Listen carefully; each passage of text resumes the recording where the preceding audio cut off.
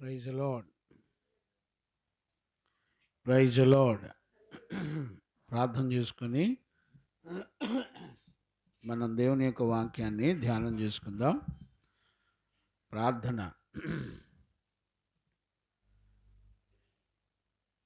ప్రార్థన చేసుకుందాం. ప్రార్థన. మహాపరిశుద్ధుడైన తండ్రి, ఈ పునరుద్ధాన దినాన నీ దయను కనికరమును కనులారా చూచున్నట్లుగా మా మనోనేత్రాలు వెలిగించి నీ ప్రత్యక్షత కలిగిన స్వరాన్ని వినిపింప చేస్తున్నందుకు స్తోత్రాలు.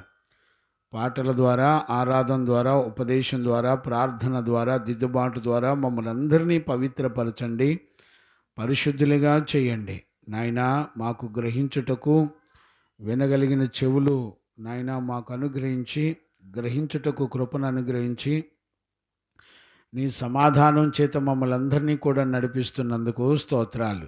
తండ్రి, ఈ పరిచర్యల వలన కలిగిన మహిమ, ఘనత, ప్రభావములన్నీ మీరే పొందినందుకు స్తోత్రాలు.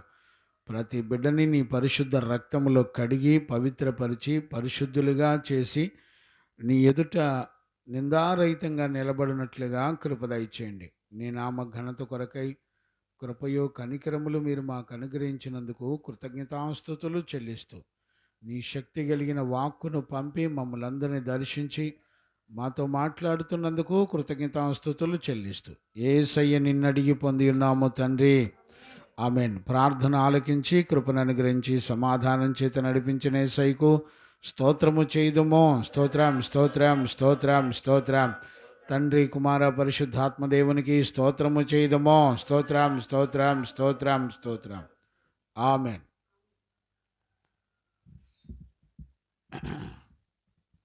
మంచిది. మనందరం కూడా కీర్తనల పుస్తకాన్ని ధ్యానం చేసుకుంటున్నాము.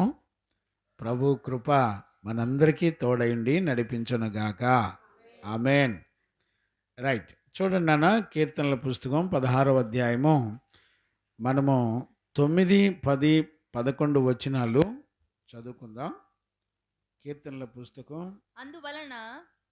అందువలన నా హృదయము సంతోషించుచున్నది, నా హృదయము సంతోషించుచున్నది, నా ఆత్మ హర్షించుచున్నది, నా ఆత్మ హర్షించుచున్నది, నా శరీరము కూడా సురక్షితముగా నివసించుచున్నది.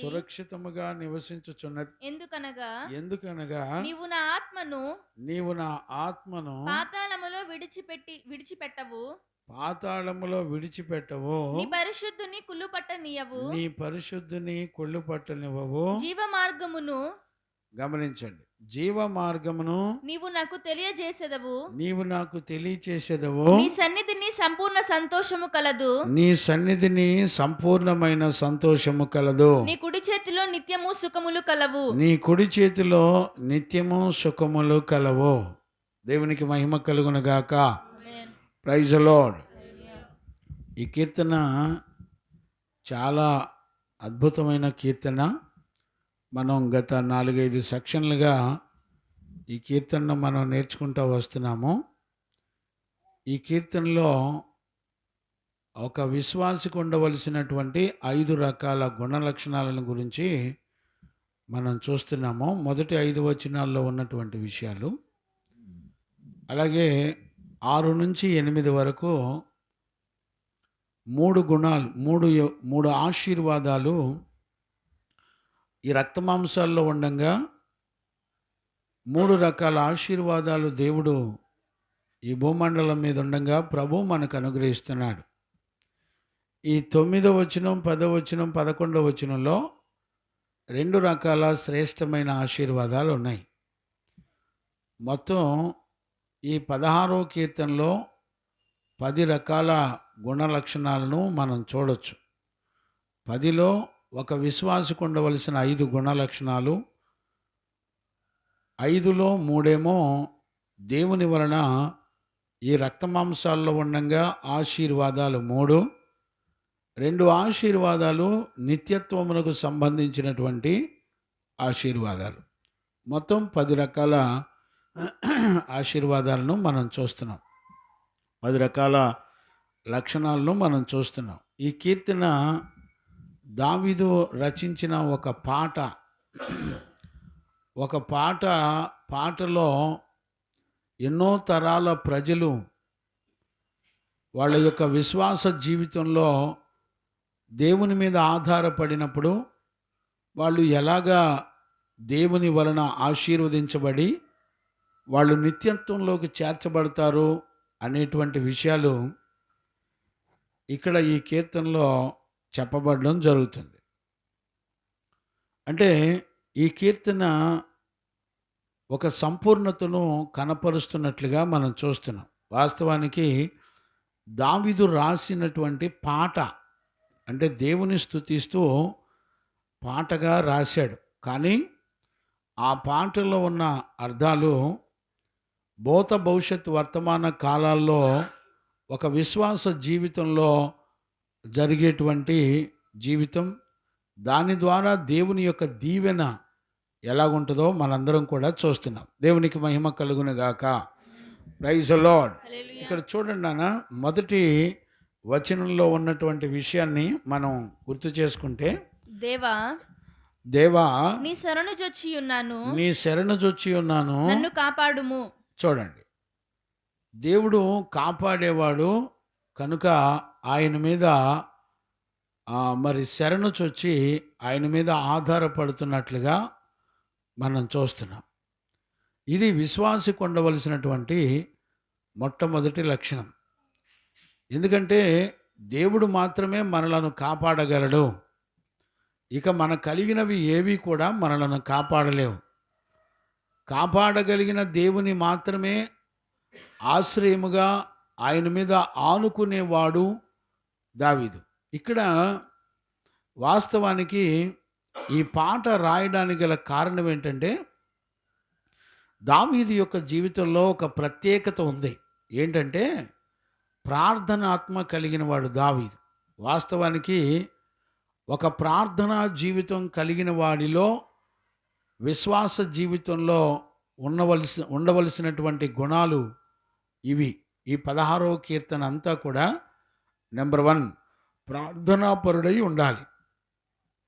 దేవుని మీద ఆనుకునేవాడిగా ఉండాలి. అంటే ఈ వచనాలన్నీ చూస్తున్నప్పుడు మనకి గ్రహింపు రావాల్సినటువంటి విషయాలు ఏంటంటే, ప్రార్థనా జీవితం ద్వారా మాత్రమే మనము ఈ జీవితాన్ని అనుభవించగలం.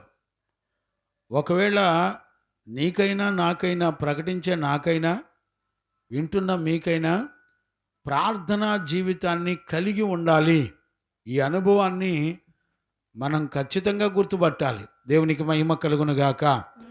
ప్రార్థించేవాడి ప్రార్థనలో తన విశ్వాస జీవితాన్ని దేవుని వలన కాపాడుకుంటున్నాడు అనే సత్యాన్ని గుర్తుపట్టచ్చు. ప్రతి మాటను జ్ఞానంగా అర్థం చేసుకోవాలి. ఒక వ్యక్తిలో ప్రార్థనా జీవితం ఉన్నప్పుడు ఆ వ్యక్తి దేవుని వలన కాపాడబడతా ఉంటాడు. ఇది ఎంత అమూల్యమైన విషయమో మనం గుర్తుపట్టాలి. అప్పుడు వాళ్ళ జీవితం ఎలాగుంటుందో దావీదు జీవితంలో చూపిస్తున్నాడు. దావీదు ప్రార్థనాపరుడు గనక దావీదు దేవుని మీద ఎలా ఆనుకుని రక్షించబడుతున్నాడో తన జీవితాన్ని ప్రత్యక్షపరుస్తున్నాడు.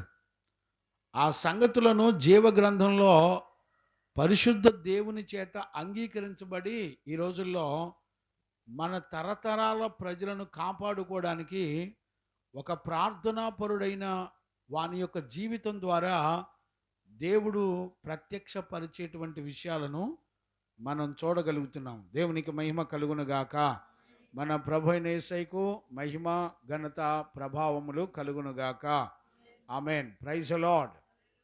అంటే ఇప్పుడు ఈ 16వ కీర్తన అంతా కూడా మనకు గ్రహింపు కావలసినటువంటి ప్రారంభపు జీవితం ఏం కావాలి అనంటే ప్రార్థనా జీవితం. గమనించారా? ప్రేయర్ లైఫ్ ఎప్పుడు కూడా దేవుని వలన కాపాడబడుతున్నామో అనే సత్యాన్ని గుర్తుపట్టగలుగుతారు. ఒకవేళ ప్రేయర్ లైఫ్ లేదనుకోండి, నీ మనసు ఏమని ప్రేరేపించబడిద్దంటే, నీ కలిగిన ఆరోగ్యాన్ని బట్టి, నీ కలిగిన ఆస్తిని బట్టి, నీ కలిగిన ఉద్యోగాన్ని బట్టి, నీకు కలిగిన పరిస్థితులు, బంధువులు, చుట్టాలు, ఇన్ఫ్లుయెన్స్ని బట్టి నువ్వు కాపాడబడుతున్నావు అని భ్రమపరచబడతావు. ప్రార్థనా జీవితం కలిగిన వారిలో దేవుని వలన నేను కాపాడబడుతున్నాను అనే సత్యాన్ని మనం చూడొచ్చు. అందుకనే ఆ మొదటి వచనాల్లో చెప్పేది అదే, దేవా నీ శరణు జొచ్చి ఉన్నాను, నన్ను కాపాడుము. ఇప్పుడు కాపాడే దేవుని మీద ఆధారపడ్డాడు. ఇది ప్రాముఖ్యమైన అనుభవం. ఇది నెంబర్ 1. నెంబర్ 2, నీవే ప్రభువుడవు, నీవే ప్రభుడవు. నీకంటే నాకు క్షేమాధారం ఏదియూ లేదని. చూడండి, నా క్షేమము నా దేవుడువైన నీ వలనే కలుగుతుంది. నేను క్షేమంగా ఉన్నానంటే అది నీవే కారణం అని దావీదు చెప్తున్నాడు. మూడో అనుభవం, మూడో వచనం, నేను ఇలాగున్న నేను ఇలాగందును, నేను ఇలాగందును. భూమి మీదనున్న భక్తులే శ్రేష్ఠులు. మూడో అనుభవం ఏంటంటే ఆయన యందు విశ్వాసముంచి బ్రతుకుతున్న పరిశుద్ధులు. గమనించారా? పరిశుద్ధుల్ని ప్రేమించేటువంటి జీవితం కలిగి ఉంటారు. ఒకటి ప్రార్థనా జీవితం, రెండవది దేవుని ఆశ్రయంగా చేసుకొని రక్షించబడే జీవితం, మూడవది పరిశుద్ధులను ప్రేమించేటువంటి జీవితం. గమనించారా? ఈ 3 అనుభవాలు. నాలుగవది కంటిన్యూ చేయనా? ఈ లోకంలో చదువునానా, యెహోవాను విడిచి వేరొకని అనుసరించు వారికి శ్రమలు విస్తరించును. వారు అర్పించు రక్త పానీయార్పణములు నేను అర్పింపను. వాళ్ళ పేర్లు నా పెదవులను ఎత్తను. యెహోవా. చాలు. నాలుగవది దావీదులో ప్రార్థనా జీవితం ద్వారా పొందుకున్నటువంటి జీవితం ఏంటంటే, నాలుగోది మనం చూస్తున్నప్పుడు ఇతర దేవుళ్ళ మీద, ఇతర మనుషుల మీద ఆధారపడే జీవితం లేదు అనే సత్యాన్ని గుర్తుపట్టాలి. ఇది 4వ అనుభవం. 5వ అనుభవం, 5వ వచనం, యెహోవా నా స్వాస్య భాగము, నా పానీయ భాగము, నీవే నా భాగమును కాపాడుచున్నావు. చూడండి, నా స్వాస్యము అంటే నేను భూమండలం మీద బ్రతుకున్నప్పుడు నేను అనుభవించడానికి నువ్వు అనుగ్రహించినవన్నీ నీ వలనే నువ్వు నాకు అనుగ్రహించావు. నువ్వు ఇచ్చినవే ఇవన్నీ కూడా. నా స్వాస్య భాగం నీవే. నా పానీయము అంటే నేను తిని తాగి నేను క్షేమంగా ఉండడానికి గల కారణం నీవే. అంతేకాకుండా నీవే నా భాగమును కాపాడుచున్నావు. అంటే దావీదుకు కలిగిన రాజరికం కానివ్వండి, ప్రజలను కానివ్వండి, దావీదు తిని తాగి క్షేమస్థితిలో ఉండడానికి కానివ్వండి, తనకు కలిగినవన్నీ కూడా కాపాడేది ఎవరు అంటే దేవుడేనట. గమనించారా? నా స్వాస్యం అనంటే రాజరికం కానివ్వండి, రాజుగా కానివ్వండి, గొర్రెలు కాసుకునే వ్యక్తిని రాజుగా చేయనివ్వడం కానివ్వండి, రాజు అయిన తర్వాత తన ప్రజలను, తన రాజ్యాన్ని కాపాడేది దేవుడట. చూసారండి? అంటే రాజు కాదా కాపాడేది? వాస్తవానికి భూమండలం మీద రాజే ప్రజలను కాపాడుతాడు అని అనుకుంటాం మనం. కానీ దావీదు అలా అంటలేదు. ప్రభా, నన్ను కాపాడి నా రాజ్యాన్ని, ప్రజలను కూడా కాపాడగలిగేది నీవే. నా స్వాస్య భాగము నీవే. నేనంటాను, ఒక విశ్వాసికి ఉండవలసిన 5 లక్షణాలు ఇవేనండి. గమనించారా? ఇప్పుడు మన దగ్గర ఈ గుణ లక్షణాలు ఉంటే మనందరం ఎంతో ధనిలం. దేవునికి మహిమ కలుగును గాక. ఇలాంటి 5 గుణ లక్షణాలు ఉన్నప్పుడు దేవుడు 5 రకాల ఆశీర్వాదాలని మనకిచ్చాడు. ఏంటది? 6వ వచనం నుండి మనం చూడొచ్చు. మనోహరమైనటువంటి స్థలాలలో నాకు పాలు ప్రాప్తించెను. ఇప్పుడు చూడండి, మనోహరమైన స్థలాలు అంటే అర్థం ఏంటంటే, మనోహరమైన స్థలము అనగా దేవుని నివాసం ఉండే స్థలం. దానిలో అతనికి పాలు పంపులు ఇచ్చాడంట. దేవునికి మహిమ కలుగును గాక. Praise the lord. గుర్తుపట్టారా నాన్న? దేవాది దేవునికి పాలు పంపులు ఇచ్చాడంట. దేవుడు దావీదుకి పాలు పంపులు ఇచ్చాడు శ్రేష్టమైన వాటిలో. గమనించారా? అంటే దావీదు యొక్క జీవితంలో శ్రేష్టమైన భాగము, స్థలము అంటే ఎక్కడ అంటే ఆయన సన్నిధి. Praise the Lord. దీన్నే మనోహరమైన స్థలము అంటారు. ఇప్పుడు దావీదుకి ఎవరిచ్చారు? దేవునితో కూడా యుగయుగాలు ఉండడానికి దావీదుకు ఎవరు ఈ భాగ్యం అనుగ్రహించారు అంటే దేవుడు అనుగ్రహించాడంట. ఇప్పుడు మనందరికి కూడా ఆయన సన్నిధిలోకి వచ్చి కూర్చోడానికి మనకి ఎవరు అనుగ్రహించారు? దేవుడు అనుగ్రహించాడు. Praise the Lord. ఇది కేవలం దేవుడు మన మీద జాలి పడడం వలన మనకు అనుగ్రహించబడినటువంటి పాలు పంపులు. గమనించారా? ఇదంతా కూడా, ఈ అనుభవాలన్నీ కూడా ఒక పరిశుద్ధుల యొక్క జీవితాల్లో దేవుడు ప్రత్యక్షపరిచి చూపిస్తున్నాడు. ఇప్పుడు ఈ గుణాలు మన దగ్గర ఉన్నాయండి. మనలను మనం విమర్శించుకుంటే, నిజంగా మనలను మనం పరీక్షించుకుంటే ఇవన్నీ కూడా దొరికిపోతాయి. ఒకవేళ మనం పరీక్షించుకోలేదనుకోండి, మన జీవితం దేవుని వలన అంగీకరించబడి దేవుడు కోరుకున్న జీవితం మనలో సంపూర్ణం చేయబడుతుందో లేదో మనం గుర్తుపట్టలేము. గమనించారా? ఇక్కడ జరుగుతున్నటువంటి విషయాన్ని మనం గుర్తుపట్టాలి. దేవునికి మహిమ కలుగునుగాక. Amen. Praise the Lord. Hallelujah. అంతేకాకుండా చూడండి, నాకు ఏడవది ఏడవ వచనం నాకు ఆలోచనకర్త అయిన యెహోవాను స్తుతించెదను. చూడండి, నాకు ఈ భూమండలం మీద ఉండంగా నాకు స్వాస్యాన్ని ఇచ్చింది దేవుడే. రెండవది, నేను భూమండలం మీద ఉండంగా నాకు ఆలోచనకర్తగా ఉన్నది కూడా దేవుడే. Praise the Lord. Hallelujah. Hallelujah. గుర్తుపట్టారా? నాకు ఆలోచనకర్తగా ఉన్నది కూడా దేవుడే. ఏమండి, ఈ రోజుల్లో మనం దేవుడు నాకు ఆలోచనకర్తగా ఉన్నాడని చెప్పగలిగిన వాళ్ళు ఉంటారంటారా? నేను దేవుని దగ్గర విచారించి ఆలోచన తీసుకొని నేను ఒక పని చేశాను అనే ధైర్యంగా మనం దేవుని ఎదుట చెప్పగలమా? దావీదు చెప్తున్నాడు. ఒక ప్రార్థనాపరుడు జీవితం ఎలా ఉంటుందంటే, ప్రతి ఆలోచన దేవుని దగ్గర నుంచి తీసుకొని ఆ ఆలోచనను అనుసరించి నడిపించబడతా ఉంటాడు. దేవునికి మహిమ కలుగునుగాక. ఆమేన్. చూడండి, మన విశ్వాస జీవితంలో పరిశుద్ధుల ఆలోచన తీసుకొని మనం నడిపించబడతామండి. మనల్ని మనం ఒకసారి విమర్శించుకోవాలి. ఇప్పుడు చూడండి, మనం ఏ స్థితిలో ఉన్నాం అనేది పరీక్షించుకోవాలి. ఇప్పుడు మనం ఒక 10 కేజీల బంగారం కొన్నామండి. 10 కేజీల బంగారం అంటే కనీసం ఒక 50 కోట్లు, ఒక 2-3 కోట్లు ఉంటుందా నాన్న? అయ్యా, ఓ 10 కేజీల బంగారం అంటే ఒక 5-6 కోట్లు ఉంటుందా? ఉందనుకోండి. ఒక 5-6 కోట్లు ఉందనుకోండి. 5-6 కోట్ల బంగారం దాచిపెట్టుకున్నాం, కొనుక్కున్నాం. సడన్గా మనకు అవసరమైంది, వెళ్ళి ఆ బంగారం అమ్ముకుందామని పోయాం. కొట్లోకి వెళ్ళిన తర్వాత 10 కేజీల బంగారం మొత్తం డూప్లికేట్ అయ్యా అంటే ఏంటి పరిస్థితి? నానా రమేష్ అయ్య, 10 కేజీల బంగారం మొత్తం డూప్లికేట్ అంటే ఏంటి పరిస్థితి? ప్రభాకర్ అయ్య, ఏంటి పరిస్థితి? ఇక తెల్లముఖం వేసి మైండ్ గింగరాలు తిరిగిపోయి నేను మోసగించబడ్డానని ఏడుస్తాం. అవునా కాదా? ఇప్పుడు పరీక్షించుకుంటే ఏ రోజుకు ఆ రోజు పరీక్షించుకోవాలి. ఇప్పుడు దావీదు అంటాడు, నాకు ఆలోచనకర్త ఎవరు? దేవుడే. నన్ను స్థిరపరిచింది ఎవరు? దేవుడే. నాకు శ్వాసం ఇచ్చింది ఎవరు? దేవుడే. నాకు రక్షణగా ఉంది ఎవరు? దేవుడే. మరి నేను ఏ ఇతర అన్ని దేవతల మీద నేను ఆధారపడను అని అంటాడు. గమనించారా నాన్న? ఇప్పుడు ఒక పరిశుద్ధుల్ని దేవుడు అలా నడిపిస్తే, ఇప్పుడు మనల్ని మన పిల్లల్ని దేవుడు ఎలా నడిపిస్తాడు? నేను అంటాను, మనము మన పిల్లలు దేవుని మీద ఆ దావీదు వలె ఆధారపడుతున్నామంటారా?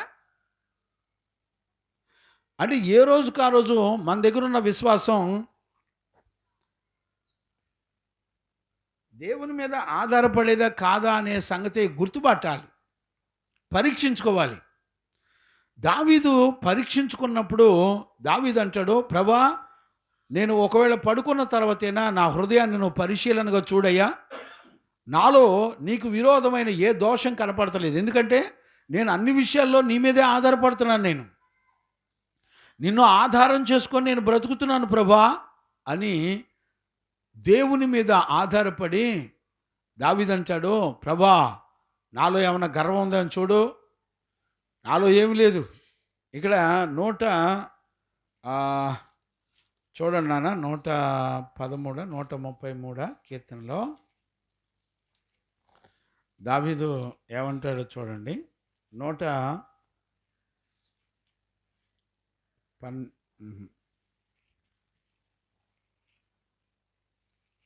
Praise the lord. 131 కీర్తన, 131 కీర్తనలో మొదటి నుంచి చదువునాను. యెహోవా నా హృదయము అహంకారము కలది కాదు. ఇప్పుడు చూడండి, దేవునితోనే చెప్తున్నాడు, ప్రభా నా హృదయంలో ఎలాంటి అహంకారం లేదు, నా హృదయం అహంకారం కలిగింది కాదు. నా హృదయం కావాలంటే నువ్వు చూడు. నేను అంటాను, మన హృదయంలో తలంపు పుట్టక మునిపే ఎవరికి తెలుసంట? దేవునికి తెలుసు. ఇప్పుడు డైరెక్ట్గా దేవునితోనే మాట్లాడుకుంటున్నాడు దావీదు. ప్రభా ఇదిగో చూడు, నీ ఎదుటి నేను ఎలాగున్నాను చూడు, నా హృదయంలో నువ్వు పరిశీలించి చూసిన చిన్న దోషం కూడా కనపడదు. నా హృదయం అహంకారం కలిగింది కాదు. నువ్వు చూడు, నా కన్నులు మీద చూసినవి కావు. నాకు అందని వాటి ఎందైనను గొప్ప వాటి ఎందైనను. చూడండి అసలు ఎలాంటి ప్రతిష్ట అండి. దేవునితో చెప్తున్నాడు ఒక మనిషి. దావీదు దేవునితో మాట్లాడుతున్నాడు, అయ్యా నా కన్నులు మీద చూసినవి కావు, నా కన్నులు లోకం మీద చూసేవి కావు. గమనించారా? నాకు అందని వాటి ఎందైనను గొప్ప వాటి ఎందైనను నేను అభ్యాసము చేసుకొనుట. అరే ఏంటి, గొప్ప వాటిని అభ్యాసం చేసుకోవట్లేదా దావీదు? చేసుకోవట్లేదండి. అంటే దావీదు యేసుక్రీస్తులో ఉన్న గుణములు తగ్గింపు జీవితాన్ని కలిగిన వాడిగా నడిపించబడుతున్నాడు.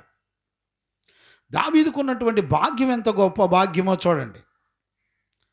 దావీదుకున్నటువంటి శ్రేష్టత ఎంత శ్రేష్టమైన భాగ్యమో చూడండి. దేవుడు మనలో ఆలోచన పుట్టక మునుపే తెలిసిన దేవుని ఎదుట అంటాడు, నన్ను చూడయ్యా, నా హృదయం అహంకారం కలిగింది కాదే, నా కన్నుల మీద చూసేగాదే, ప్రభా నేను అందని వాటిని నేనేం ఆశపడతలేదే. చూసారా, ఆశలు లేవు. ఇంకా తనకున్న ఆశల్లో ఒకటే, నిత్య జీవము కలిగిన దేవుని స్తుతించడం తప్ప తన జీవితంలో ఇంకేమీ లేదు. చూడండి, తన లైఫ్ స్టైల్ మొత్తాన్ని దేవుడే నిర్ణయించి ఆయన ప్లాన్ చొప్పున నడిపించాడు. గొర్రెలు కాసుకునే దావీదుని తీసుకొని వచ్చి సింహాసనం మీద కూర్చోబెట్టి ఇశ్రాయేలీయులు 12 గోత్రాలకి దావీదును రాజుగా దేవుడు చేశాడు. ఈ ఆలోచన ఎవరిది? దేవుంది. అందుకని ఇక్కడ అంటాడు, నా ఆలోచన కర్త అయిన యెహోవాను నేను స్తుతించేదను. 7వ వచనంలో, 16వ కీర్తన 7వ వచనం. నాకు ఆలోచనకర్త అయిన యెహోవాను స్తుతించెదను. నాకు ఆలోచనకర్త అయిన యెహోవాను నేను స్తుతించెదను. రాత్రి గడియలలో నా అంతరింద్రియము నాకు బోధించుచున్నది. అబ్బా చూడండి, రాత్రి వేళలో అంట దావీదు యొక్క అంతరింద్రియాలు అంటే ఆలోచనలు అన్నీ బోధిస్తున్నాయంట దావీదుకి. అంటే దాని అర్థం ఏంటంటే తన అంతరింద్రియాలు ఆలోచనలు అన్నీ, తన అవయవాలు, తన ప్రాణాత్మ దేహ శరీరాలు అన్నీ దేవుని వాక్యము చేత నింపబడ్డాడు. చప్పట్లు కొట్టి గట్టిగా దేవునికి మహిమ కలుగును గాక. నా బ్రతుకు అలాంటి జీవితం కావాలయ్యా అని అడుక్కోవాలి. చూసారా? అంటే తన అంతరంగం దావీదుకు బోధ చేస్తుందంట, తన చూపు దావీదుకు బోధించిద్దంట, తన అవయవాలు దావీదుకు చెబుతాయి అంట, దావీదో చేతులతో తప్పు చేయకూడదు, ఆలోచనలు తప్పు జరగకూడదు దావీదో.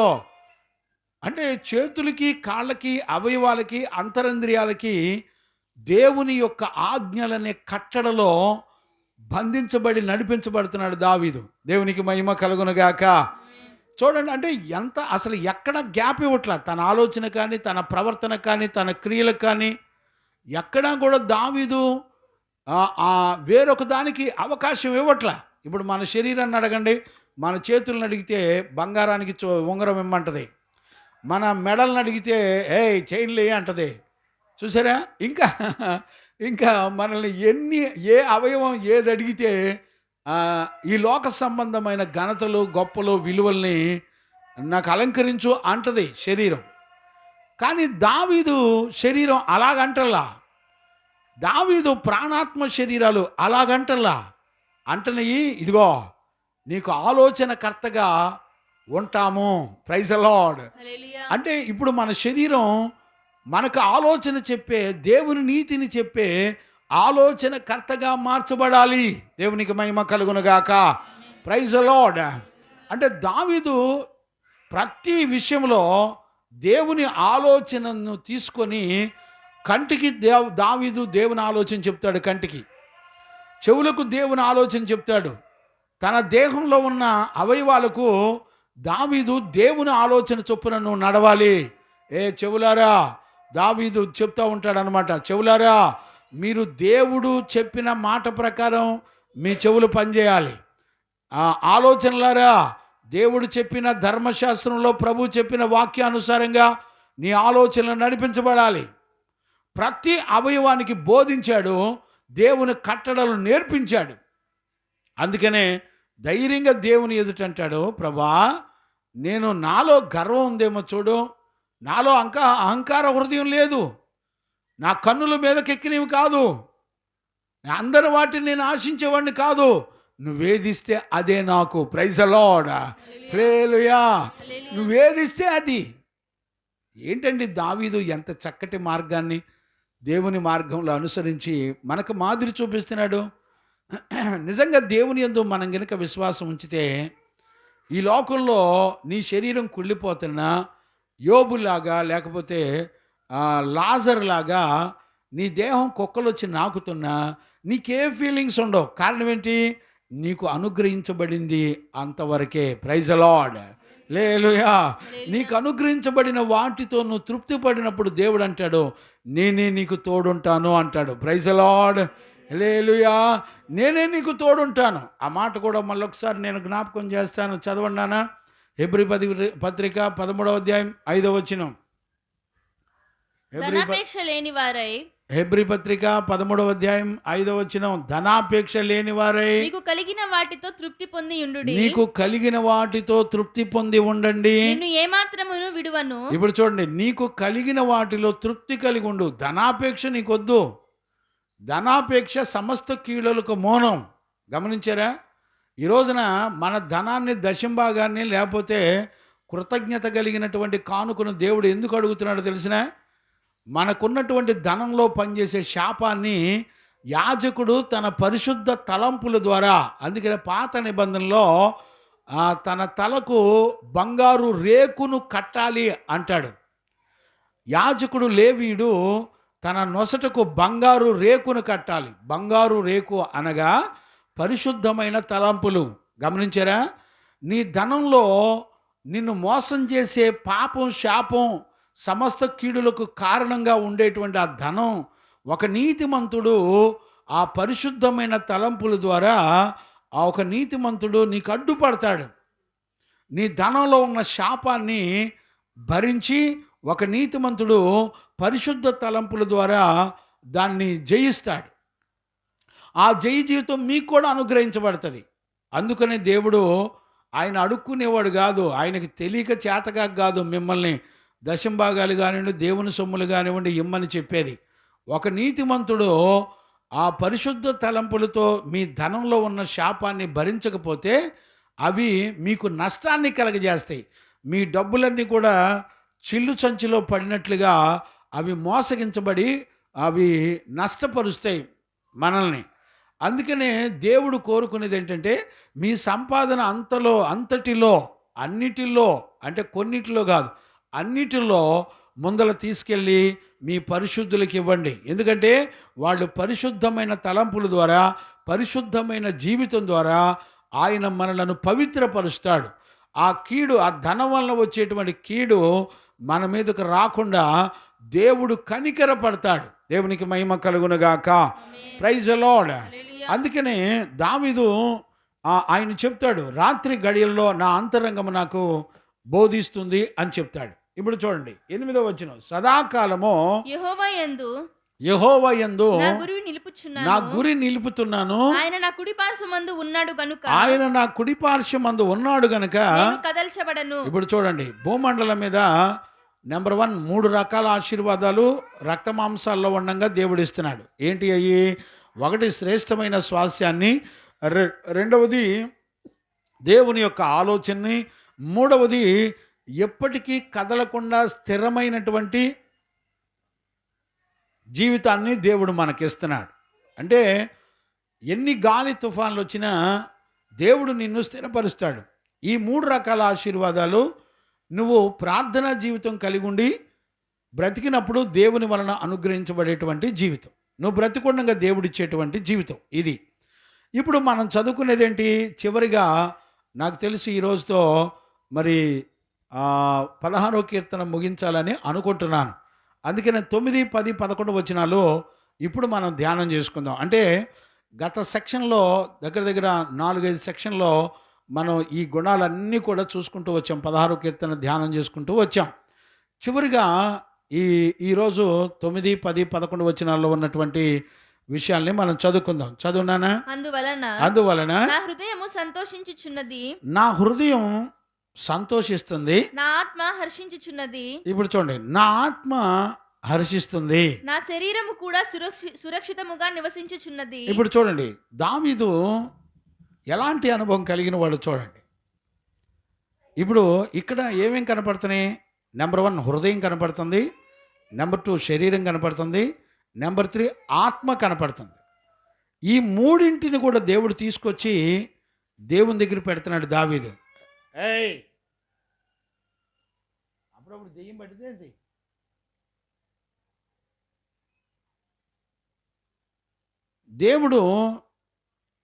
దేవుని దగ్గరికి దావీదు ఏమేమి తీసుకొచ్చాడు చూడండి. హృదయాన్ని తీసుకొచ్చాడు, శరీరాన్ని తీసుకొచ్చాడు, ఆత్మను తీసుకొచ్చాడు. మనిషికి భూమండలం మీద బ్రతుకున్న ప్రతి మనిషికి ఈ మూడింటిని దేవుని యొక్క ఆశీర్వాదాల చేత నడిపించాలి. గమనించారా నాన్న? దేవునికి మహిమ కలుగునుగాక. ఈ మూడింటిని కూడా సురక్షితంగా కాపాడేది ఎవరు అంటే దేవుడే. ఇప్పుడు నీ శరీరాన్ని కాపాడేది దేవుడు, మందులు కాదు. నీ శరీరాన్ని రక్షించి కాపాడగలిగింది దేవుడు. అంటే ఇవన్నీ కూడా లోక సంబంధమైనవి, అన్నీ కూడా టెంపరరీ. ఇప్పుడు దేవుడు చెప్పేటువంటి విషయం దావీదులో నుంచి ప్రత్యక్షపరుస్తున్నాడు. అంటే దేవుని ద్వారా ఒక మనిషిలో కలిగేటువంటి ఆశీర్వాదాలు ఎంత శ్రేష్టమైనయో ఇప్పుడు మనం ఖచ్చితంగా గుర్తుపట్టాలి. నెంబర్ 1 నీ హృదయాన్ని, నీలో ఉన్న ఆత్మని, నీలో ఉన్నటువంటి శరీరాన్ని, ఈ మూడిటిని భద్రపరిచి కాపాడగలిగింది దేవుడే. గమనించారా? ఈ మూడిటిని ఇక ప్రపంచంలో ఏది కాపాడలేదా? కాపాడలేదు. నీ ఉద్యోగం కాపాడలేదా? కాపాడలేదు. నీ వెండి బంగారాలు కాపాడలేవా? కాపాడవు. ప్రపంచంలో నీ అధికారం, నీ ఆస్తి, నీ కలిగినది, నీ పిల్లలు, నీ బంధువులు, చుట్టాలు, ఈ మూడిటిని కాపాడే సామర్థ్యం ఎవ్వరికీ లేదు. భూమండలం మీద ఈ 3 కలిగి మనం జీవిస్తాం. శరీరాన్ని కలిగి ఉంటాం, ఆత్మను కలిగి ఉంటాం, మన అంతరంగ హృదయాన్ని కూడా కలిగి ఉంటాం. ఈ మూడిటిని కాపాడగలిగింది కేవలం దేవుడు మాత్రమే. Praise the Lord. Hallelujah, hallelujah. ఈ మూడిటిని కాపాడబడడం ద్వారా వచ్చే సంతోషమే నిజమైన సంతోషం. కొట్టు చప్పలు కొట్టు గట్టిగా, దేవునికి మహిమ కలుగును గాక. నిజమైన సుఖశాంతులు, సంతోషం ఈ మూడిటిని కాపాడడం వలన వచ్చేదే. ఇప్పుడు చూడండి, మనం వస్తువులను బట్టి సంతోషిస్తాం, మనుషులను బట్టి సంతోషిస్తాం. ఇవన్నీ కూడా టెంపరరీ. ఇవన్నీ టెంపరరీ అని ఎప్పుడు అర్థమైంది? ఒక మనిషి చనిపోయాడు అనుకోండి, చనిపోయిన శవం దగ్గర సుఖశాంతులు ఉంటాయా? మన ఇసాకయ్య, ఐజకయ్య చనిపోయిన శవం దగ్గర సుఖశాంతులు ఉంటాయా? జాషువయ్య చనిపోయిన శవం దగ్గర సుఖశాంతులు దొరుకుతాయి అక్కడన్నా? ప్రతి మనిషికి మరణం అనేది అత్యంత ప్రమాదపూరితమైంది.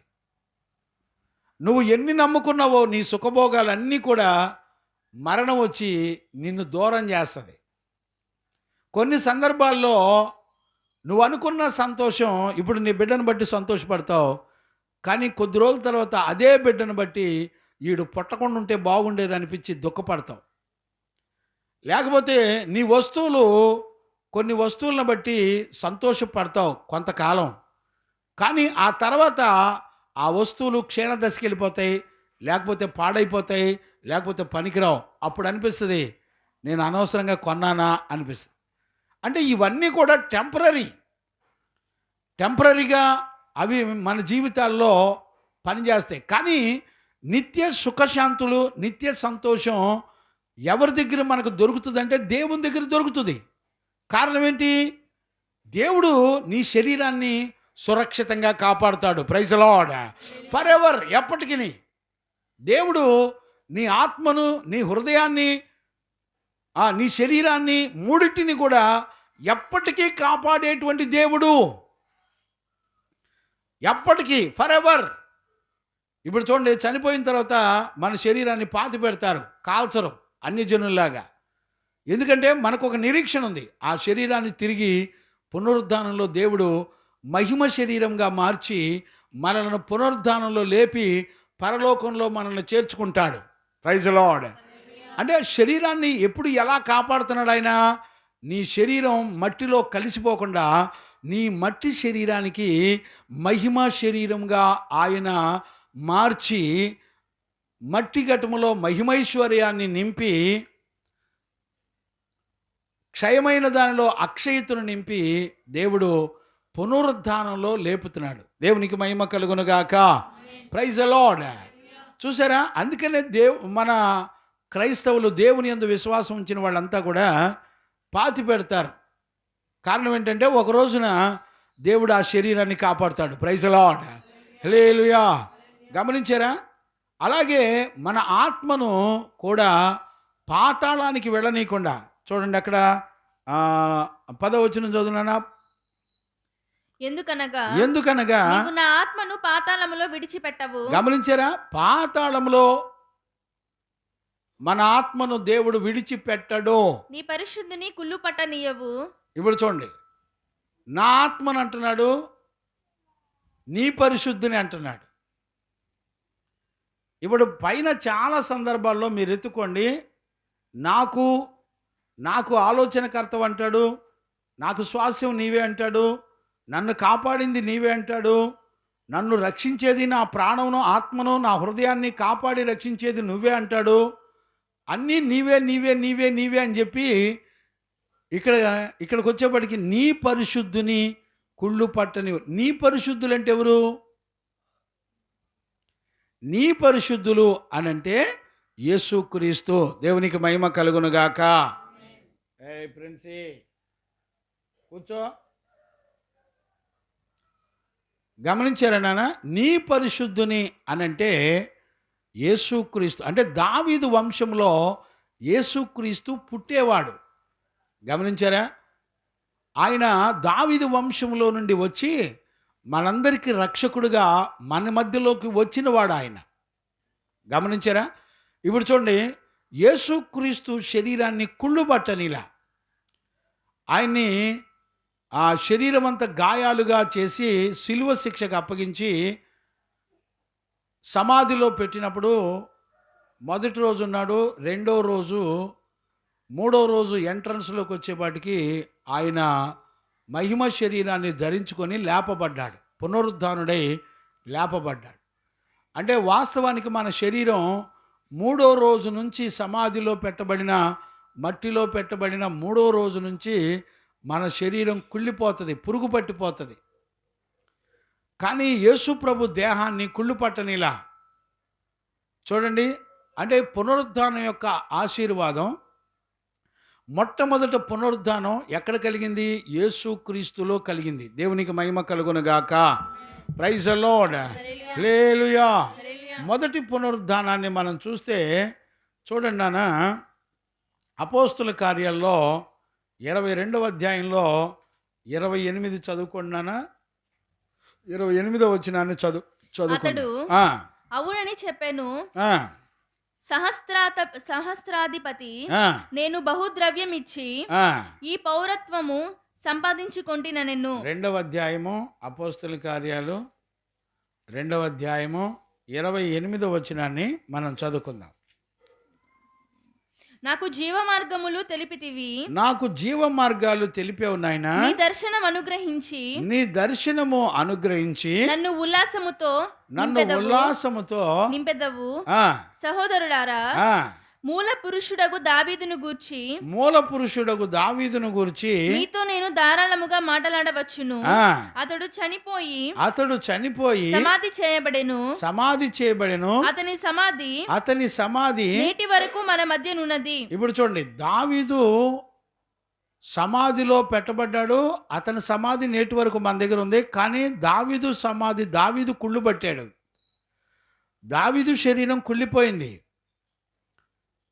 కానీ పునరుద్ధానంలో మొదటి పునరుద్ధానం యొక్క ఆశీర్వాదం ఎక్కడ స్టార్ట్ అయిందంటే యేసుక్రీస్తులో ప్రారంభించబడింది.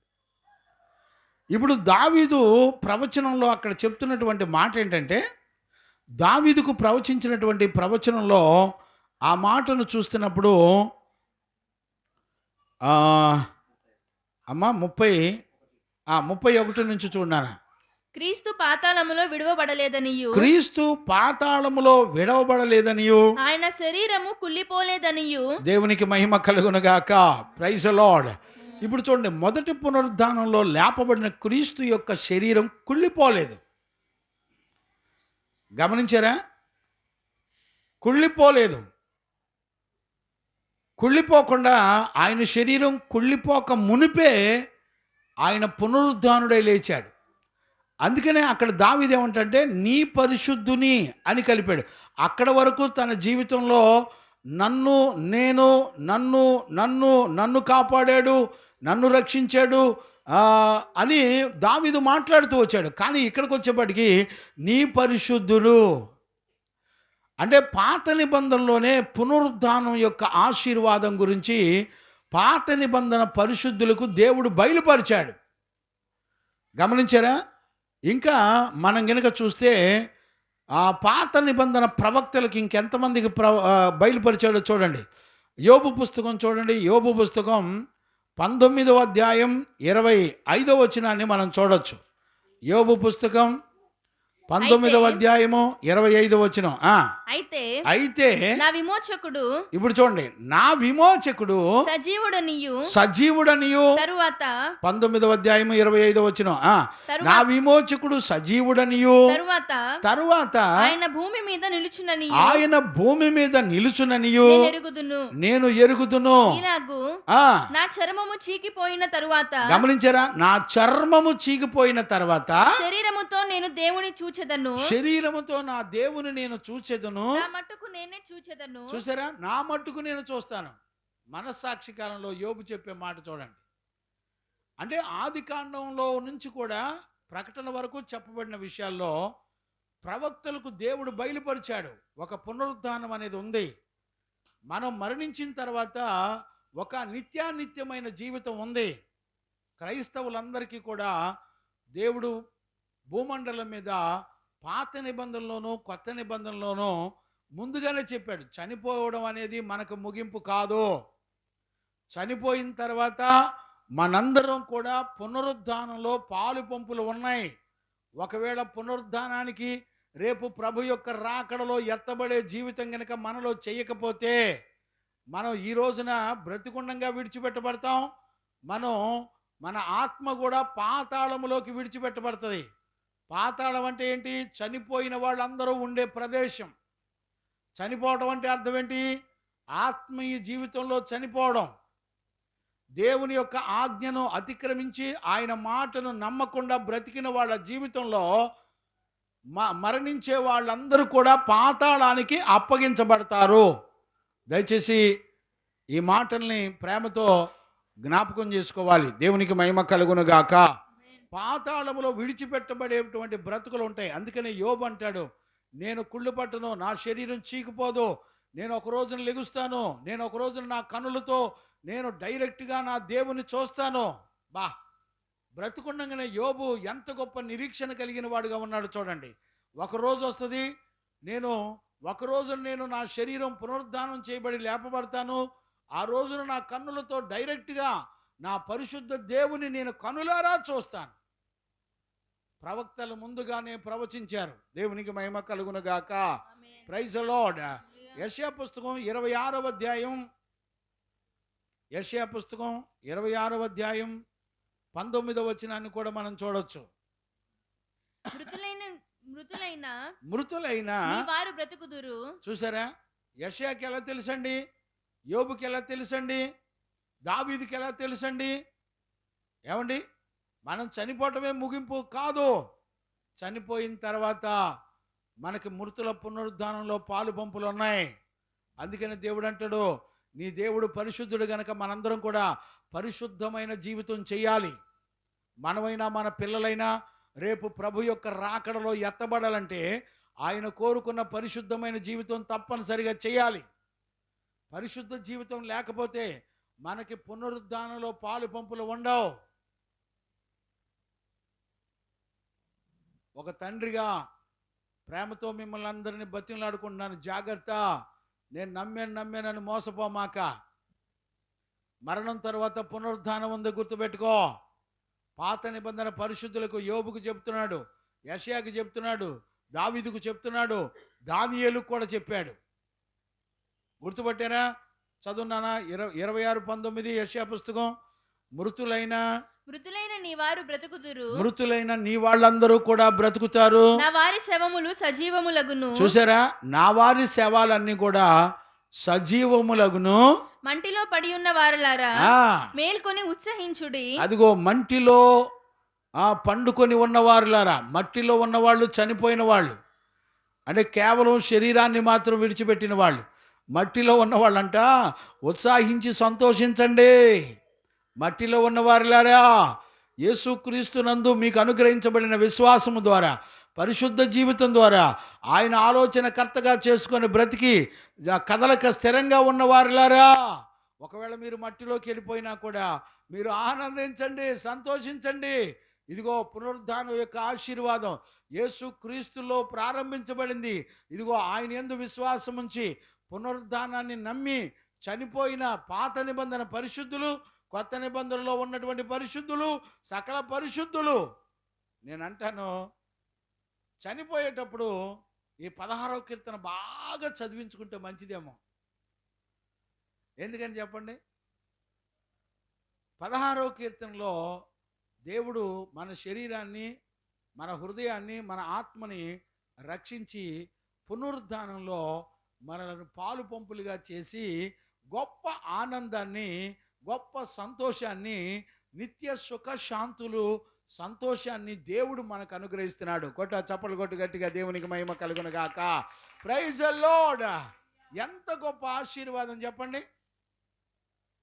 అందుకని నాకు అనిపిస్తుంది, మనం చనిపోయే గడియలు కనుక దగ్గరకు వస్తే ఖచ్చితంగా ఈ 16వ కీర్తనలో దేవుడిచ్చిన ఆశీర్వాదాన్ని 100 సార్లు చదివించుకొని మన చెవుల్లో ఆ మాటలు మారుమోగితే మన హృదయాన్ని, శరీరాన్ని, ఆత్మను అన్నింటినీ కూడా దేవుడు అద్భుతంగా రక్షించి కాపాడగలడు. Praise the Lord. హల్లెలూయా. నేను ఉదయకాలంలో ధ్యానం చేస్తున్నప్పుడు నాకు మరలా సంతోషం అనిపించింది. నా హృదయం ఉప్పొంగిపోయింది. నాకు ఆ భాగ్యం అయ్యా అని నిజంగా ఈ 16వ కీర్తన ధ్యానం చేస్తున్నప్పటి నుంచి నేను కూడా ప్రభుని బతిలాడుకుంటున్నాను. నాయనా, ఇదిగో నేను చనిపోయేటప్పుడు నీ పునరుద్ధానం యొక్క ఆశీర్వాదాలను జ్ఞాపకం చేసుకుంటూ నేను నా యాత్రను ముగించాలయ్యా. గొప్ప విశ్వాసం కలిగి దావీదు, పరిశుద్ధులు, యెషయా, అలాగే నాయనా యోబు, దానియేలు, వీళ్ళందరూ కూడా అయ్యా చక్కగా నిరీక్షణ కలిగిన వాళ్ళై నమ్మి నడిపించబడ్డారయ్యా. ఆ భాగ్యం నాకు కూడా దయచేయ్యా అని నా మనసంతా కూడా కోరుకుందండి. Praise the Lord. హల్లెలూయా. మరణపు ముళ్ళును విరిచి సిగ్గుపరిచింది పునరుద్ధానం. దేవునికి మహిమ కలుగును గాక. Praise the Lord. గమనించారా నాన్న? అందుకనే పేతురు చెప్పేటువంటి విషయాన్ని మనం చూస్తున్నాం. ఇప్పుడు అదే విషయాన్ని అపోస్తల కార్యాల్లో ఇప్పుడు పేతురు చెప్పింది మనం చదివాం. పౌలు కూడా చెప్తున్నాడు. చదవండి నాన్న, 13వ అధ్యాయము 35వ వచనాన్ని కూడా మనం చూడొచ్చు. అపోస్తల కార్యాలు 13వ అధ్యాయము 35వ వచనాన్ని. కాబట్టి చదువునానా. కాబట్టి వేరొక కీర్తన యందు నీ పరిశుద్ధుని కుళ్ళుపట్టనీయవని చెప్పుచున్నాడు. చూసారా, దావీదు ఏ విషయాన్ని కోట్ చేస్తున్నాడు? వేరొక కీర్తన అంటే 16వ కీర్తనలో దావీదుకు బయలుపరిచినటువంటి సంగతి కొత్త నిబంధనలో అపోస్తులుడైన పౌలు కూడా చెప్తున్నాడు. ఇప్పుడు 2వ అధ్యాయంలో 27, 28, 35 వరకు పేతురు చెప్పుకుంటూ వచ్చాడు. అదే విషయాన్ని 3వ అధ్యాయంలోకి వచ్చేప్పటికి అపోస్తులుడైన పౌలు చెప్తున్నాడు. నీ పరిశుద్ధిని కుళ్ళుపట్టనీయమని చెప్పుచున్నాడు. నీ పరిశుద్ధిని కుళ్ళుపట్టనీయమని చెప్తున్నాడు దావీదు. దేవుని సంకల్పము చొప్పున, చూడండి, దేవుని సంకల్పము చొప్పున తన తరము వారికి సేవ చేసి నిద్రించి, తన తరము వారికి సేవ చేసి నిద్రించి, తన పితరుల యొద్దకు చేర్చబడి వెళ్ళిపోయాను గాని దేవుడు లేపినవాడు కుళ్ళు పట్టలేదు. దేవునికి మహిమ కలుగును గాక. అంటే కుళ్ళు పట్టని జీవితం ఎవరిలో ప్రత్యక్షపరచబడింది? దావీదు వంశంలో పుట్టినటువంటి యేసుక్రీస్తు ద్వారా అది మనకు అనుగ్రహించబడింది. దేవునికి మహిమ కలుగును గాక. Praise the Lord. అందుకనే ఈ విషయాలన్నీ కూడా పరిశుద్ధులు ఎంతోమంది మనకి రుజువు చేస్తున్నారు. ఇక్కడే దానియేలు పుస్తకంలో కూడా మనం చూడొచ్చు. 12వ అధ్యాయము 2వ వచనం, అదే దానియేలు పుస్తకంలో 12వ అధ్యాయం 13వ వచనాన్ని కూడా చదువుకోవచ్చు. మరియు సమాధులలో నిద్రించేటువంటి అనేకులు మేలుకొనెదరు. చూసారా, సమాధుల్లో నిద్రించే వాళ్ళు మేలుకొంటారు. పాత నిబంధన పరిశుద్ధులకి ఎలా తెలిసిందండి ఈ విషయం? పాత నిబంధన పరిశుద్ధులకు బయలుపరిచినటువంటి దేవుడు చేసిన వాగ్దానం ఎక్కడ నెరవేరింది? కొత్త నిబంధనలో నెరవేర్చబడింది. ఒక అద్భుతమైన విషయం చెప్పనా? పునరుద్ధానం యొక్క వాగ్దానం యేసుక్రీస్తులో దేవుడు ప్రత్యక్షపరిచి చూపించి, అది ఎవరైతే నమ్మి విశ్వసిస్తారో అలాంటి విశ్వాసం కలిగిన బిడ్డలందరూ కూడా రేపు ప్రభు యొక్క రాకడలో వాళ్ళు పునరుద్ధానంలో ఖచ్చితంగా పాలు పంపులు పొందుతారు. దేవునికి మహిమ కలుగును గాక. ఈ పునరుద్ధానమును గురించినటువంటి దేవుడు వాగ్దానం చేసిన దాన్ని క్రీస్తులో మొట్టమొదట నెరవేర్చాడు. అందుకనే కొరింథీ పత్రికలో 1 కొరింథీ 15వ అధ్యాయంలో చెప్పబడుతుంది, ఆయన మొదటి వరుసలో ఆయన లేపబడిను అని ఉంటుంది. చూడండి నాన్న, 12వ వచనంలోనే ఎక్కడ ఉంటుంది చూడండి. క్రీస్తు మృతులలో నుండి యేసు క్రీస్తు 1 కొరింథీ పత్రిక 15వ అధ్యాయం 12వ వచనం, క్రీస్తు మృతులలో నుండి లేపబడి ఉన్నాడని ప్రకటింపబడుచుండగా మీలో కొందరు మృతుల పునరుద్ధానము లేదని ఎట్లా చెప్పుచున్నారు? ఎలా చెప్తున్నారు మీరు? మృతుల పునరుద్ధానము లేని ఎడల, మృతుల పునరుద్ధానం లేకపోతే క్రీస్తు కూడా లేపబడి ఉండలేదు. చూసారా, క్రీస్తు కూడా అసలు లేపబడలేదు. మరియు క్రీస్తు లేపబడి ఉండని ఎడల మేము ప్రకటించేటువంటి సువార్త వ్యర్థమైపోద్ది. మీ విశ్వాసమును వ్యర్థమే. గమనించారా? ఇప్పుడు మనం అంతా కూడా నమ్మిన విశ్వాసం కూడా వ్యర్థమైపోద్ది. దేవుడు క్రీస్తును లేపనని ఆయనను గూర్చి మేము సాక్ష్యము చెప్పుచున్నాము కదా. ఆయన గురించి సాక్ష్యం చెప్తున్నాం కదా. మృతులు లేపబడని ఎడల దేవుడు ఆయనను లేపలేదు. కనుక మేమును దేవుని విషయమై అబద్ధపు సాక్ష్యములుగా అగబడుచున్నాము. చూసారా, పరిశుద్ధుల అపోస్తలులు ఏమన్నారు?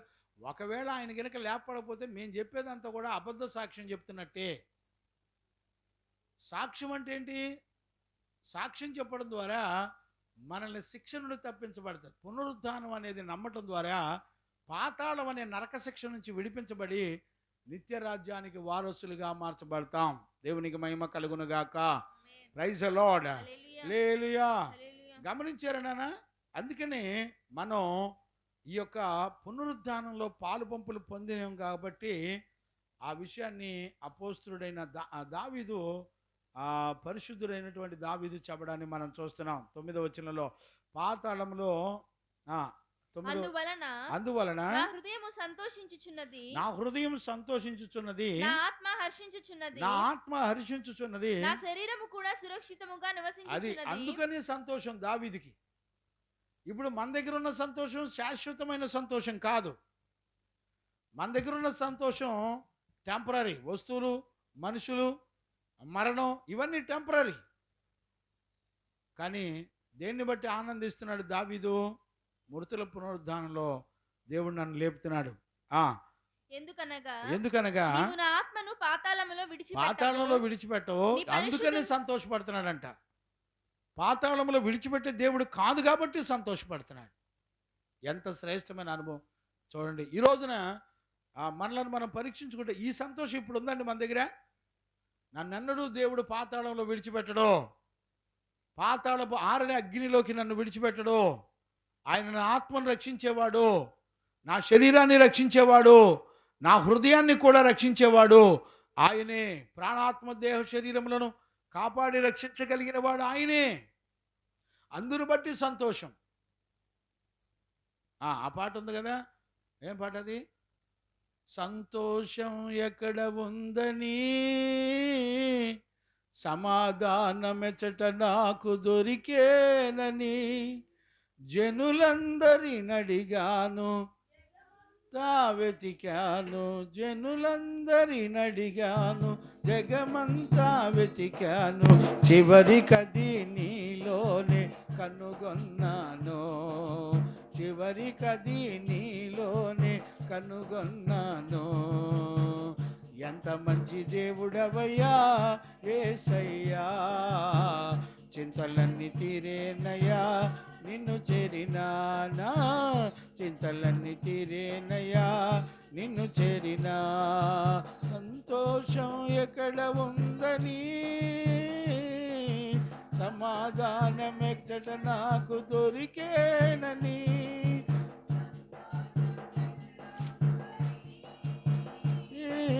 సమాధానం ఎచ్చట నాకు దొరికేనని జనులందరినడిగాను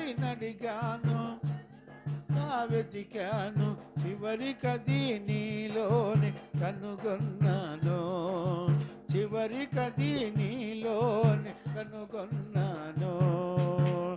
ఎంత మంచి దేవుడవయ్యా యేసయ్యా, చింతలన్నీ తీరేనయ్యా నిన్ను చేరినానా, చింతలన్నీ తీరేనయ్యా నిన్ను చేరినా.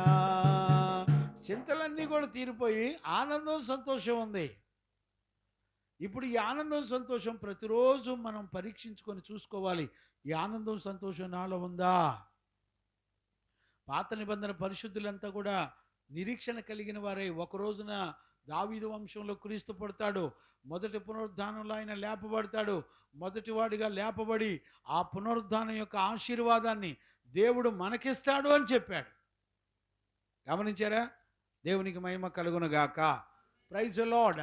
ఇప్పుడు చూడండి నాన్న, 11వ వచనం చదువునానా, 11వ వచనం. పరిశుద్ధుని జీవ మార్గమును, ఇప్పుడు చూడండి, జీవ మార్గమును నీవు నాకు తెలియజేసేదవు, నీవు నాకు తెలియజేసేదవు, నీ సన్నిధిని సంపూర్ణ సంతోషము కలదు, నీ సన్నిధిని సంపూర్ణ సంతోషము కలదు, నీ కుడి చేతిలో నిత్యము సుఖశాంతులు కలవు. అర్థమైందండి ఏమన్నా? ఇప్పుడు చూడండి, జీవ మార్గములు నీవు నాకు తెలియజేస్తుంది అంటే దేవుడు తప్ప జీవాన్ని గురించి తెలియజేయగలిగిన వాడు ఎవడూ లేరు. ఇప్పుడు దేవుడు జీవంను గురించి తెలియజేశాడు. ఆ జీవం ఎవరు అంటే యేసుక్రీస్తు. నేనే మార్గమును, నేనే సత్యమును, నేనే జీవమును, నేను తప్ప ఎవడు కూడా తండ్రి యొద్దకు చేరడానికి ఏ మార్గం కూడా లేదు. నేనే మార్గం. ఆ మార్గం ఎవరంటే, ఆ జీవం ఎవరంటే యేసుక్రీస్తు. మరణం నుండి తప్పించుకొని నిత్య జీవానికి మనం నడిపించబడాలంటే కేవలం యేసుక్రీస్తే ఒక మార్గం. ఆయన జీవమే మనకు ఒక మార్గం. క్రీస్తును విడిచిపెట్టిన వాడు, దేవుని యందు భయభక్తులు లేకుండా ఉన్నవాడు ఖచ్చితంగా చచ్చిన తర్వాత పాతాళంలో ఉంటాడు. ఏం సందేహం లేదు. దేవుడు ప్రపంచానికి ఒక జీవ మార్గం. ఏంటి ఆ జీవ మార్గం? మృతుల పునరుద్ధానంలో మనకి పాలు పంపులు ఇవ్వడమే జీవ మార్గం. ఇప్పుడు చూడండి, మరణము లేని జీవితాన్ని దేవుడు మనకి ఇవ్వడం అనేదే జీవ మార్గం. అది ఎవరు అంటే క్రీస్తు. క్రీస్తులో అది నెరవేర్చబడింది. దేవునికి మహిమ కలుగును గాక. Praise the Lord. జీవ మార్గములు నాకు తెలియజేసేదవో, నీ సన్నిధిలో పూర్ణ సంతోషము కలదు. గమనించారా? నీ సన్నిధిలో సంపూర్ణమైన సంతోషం కలదు అని దేవుడు చెప్తున్నాడు. గుర్తుపట్టారా నాన్న? సంపూర్ణమైన సంతోషం అంటే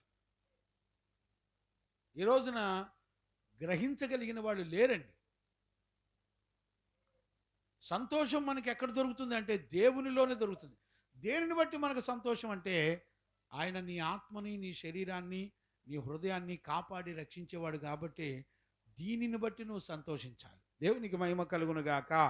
నీ కుడి చేతిలో నిత్య సుఖశాంతులు కలవంటే, కుడి చెయ్యి అనేది అద్భుతమైనటువంటి శక్తివంతమైన కార్యాలు చేయగలిగిన చెయ్యి. కుడి చెయ్యి అంటే ఎంత పెద్ద ప్రపంచాన్ని సృష్టించిన నీ హస్తాలు అని అర్థం. నీ కుడి చేతికి ఉన్నటువంటి బలం ఏంటంటే, ఎంత పెద్ద ప్రపంచాలను, గ్రహాలను, సూర్యగ్రహణం, చంద్రగ్రహాలు, గెలాక్సీలు, నక్షత్రాలు, సర్వప్రకృతులు అన్నిటిని కూడా సృష్టించిన శక్తి కలిగిన నీ కుడి చెయ్యి అని అర్థం. ఇప్పుడు నీ కుడి చేతిలో మనకేమున్నాయంట? నిత్య సుఖశాంతులు, సుఖములు కలవు. నిత్యము అనంటే ఫరెవర్, ఎప్పటికీ దేవునితో కూడా పరలోక రాజ్యంలో యుగయుగాలు మనకు సంతోషం దేవుడు మనకు అనుగ్రహించాడు. దేవునికి మహిమ కలుగునుగాక. Praise the Lord. గమనించారండి? ఇప్పుడు దావీదు యొక్క సంతోషాలు, సుఖశాంతులు ఎక్కడున్నాయి? నిత్యము దేవుని సన్నిధిలో ఉన్నాయి. Praise the Lord. ఈరోజు ఉదయకాలంలో వాక్యం వింటున్న దేవుని పిల్లరా, ఈ విషయాలు కనుక మనం గుర్తుపడితే మన విశ్వాసాన్ని ఎవరు చెరపగలరు? ఎవరు మనల్ని బలహీనపరచగలరు? ఎందుకంటే మన జీవం ఏ దేవుని చేతిలో ఉందో ఆ దేవుని చేతిలో మనకు శాంతి, సుఖశాంతులు అన్నీ కూడా ఆయన చేతిలో ఉన్నాయి. ఒకవేళ నువ్వు ఈ లోకంలో బలహీనంగా ఉండొచ్చు, ఒకవేళ ఏమీ లేకుండా అడుగు తినొచ్చు, కానీ బలహీనంగా ఉండొచ్చు, బేదలాజర్లాగా శరీరం అంతా కుళ్ళిపోవచ్చు. కానీ అద్భుతం ఏంటంటే, లాజరు ఏమెరిగి ఉన్నాడో తెలిసిన? నా సుఖశాంతులన్నీ ఎక్కడున్నాయి? దేవునిలో ఉన్నాయి. Praise the Lord. ఆయన సన్నిధిలో ఉన్నాయి. ఆయన పునరుద్ధానంలో నాకు పాలు పంపులు ఇస్తాడు. లాజరు జీవితం కూడా పునరుద్ధాన విషయంలో లాజరు జీవితం కూడా ఒక సాక్ష్యమే. లాజరు చనిపోయి పాతిపెట్టబడిన అని రాయబడలేదండి. అసలు లాజరు చనిపోయాడు అన్న ఉంది. అంటే లాజరు శరీరాన్ని భూమండలం మీద ఇసిరి పారేసి ఉంటారు నాకు తెలిసి. ఎక్కడో కుళ్ళు పట్టుకుపోయి ఆయన మట్టి శరీరం ఆ మట్టిలో కలిసిపోయి ఉంటుంది. కానీ దేవుడు అంటాడు, మరి లాజరులో కూడా పునరుద్ధానాన్ని చూపించాడు.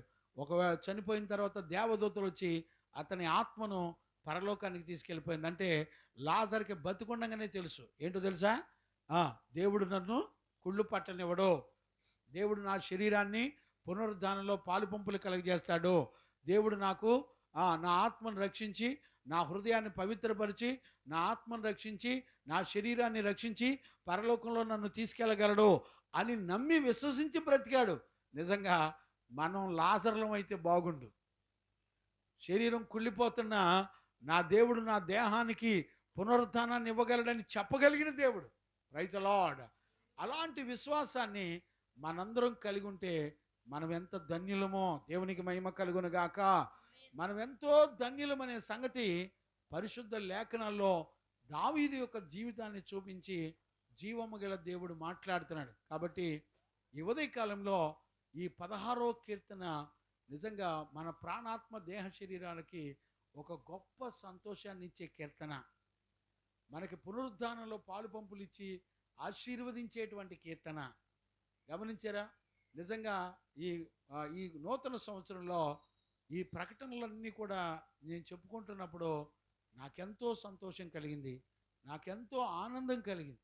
నేను చాలా నిండు హృదయంతో ఈ కీర్తనను ఉన్న ఆశీర్వాదాలను నేను ఉప్పొంగుతూ అనుభవిస్తున్నాను. దేవునికి మహిమ కలుగును గాక. Praise the Lord. కాబట్టి దేవుని యొక్క వాక్యం వింటున్న పిల్లరా, ఇలాంటి కృప దావీదు జీవితంలో నుంచి ప్రత్యక్షపరిచిన దేవుడు మనకు కూడా అలాంటి ఆశీర్వాదాలు ఇచ్చుటకు పరిశుద్ధుడు, నమ్మదగిన దేవుడు అనే విషయాన్ని మనం నమ్మి ప్రార్థన చేసుకుందాం. స్తోత్రం స్తోత్రం స్తోత్రం స్తోత్రం స్తోత్రం స్తోత్రం స్తోత్రం స్తోత్రం స్తోత్రం స్తోత్రం చేద్దాం నాన్న. ప్రార్థన చేసుకుందాం. పరిశుద్ధుడా, ప్రేమ కలిగిన తండ్రి, నీకు స్తోత్రాలు నాయనా. ఈ పునరుద్ధాన దినాన పరిశుద్ధుడైన దేవా, నీ వాక్కును పంపి నాయనా మమ్మల్ని అందరినీ దర్శించి మాతో మాట్లాడుతూ వచ్చినందుకు స్తోత్రాలు.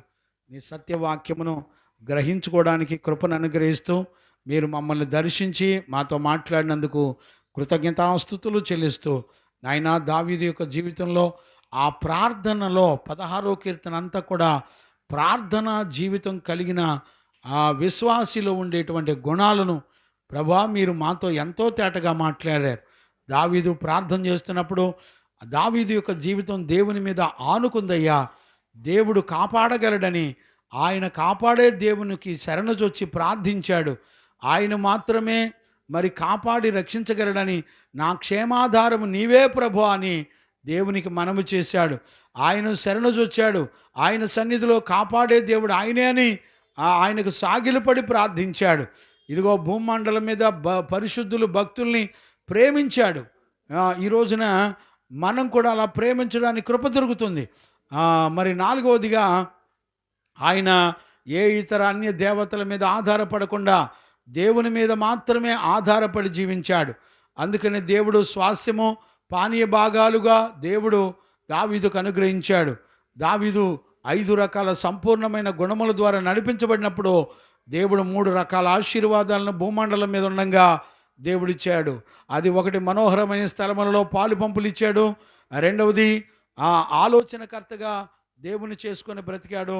మూడవది ఆయన సన్నిధిలో సదాకాలం స్థిరంగా నిలబడిపోయాడు. ఈ 3 రకాల ఆశీర్వాదాలు మనకు రక్తమాంసాల్లో ఉండగా ప్రభు అనుగ్రహిస్తాడు. అలాగే మన ఆత్మను, మన శరీరమును, మన హృదయాన్ని కాపాడగలిగిన దేవుడు పునరుద్ధానాన్ని కూడా మనకి ఇవ్వగలడు. గమనించారా? పునరుద్ధానంలో పాలు పంపులు ఇవ్వగలిగిన వాడు ఆయన రాజ్యములో మనకి నిత్య సంతోషము, సమాధానము ఇచ్చేటువంటి దేవుడు అని ఇదిగో ఒక 16వ కీర్తనలో నుంచి దేవాది దేవుడు మనందరితో మాట్లాడాడు. 16వ కీర్తనలో ఉన్న ఆశీర్వాదాలు ఈ 2024 సంవత్సరం అంతా ఆయన రాకడ వరకు, మన పోకడ వరకు ఈ 16వ కీర్తనలో ఉన్న ఆశీర్వాదాలన్నీ మనకు అనుగ్రహించి నడిపించునుగాక. ఆమెన్. యేసయ్య నిన్ను అడిగి పొంది ఉన్నాము తండ్రి. Amen, amen. మనందరూ లేచి నిలబడి ఒక పాట పాడుతుండగా మనలను మనం ప్రభువుకు సమర్పించుకుందాం.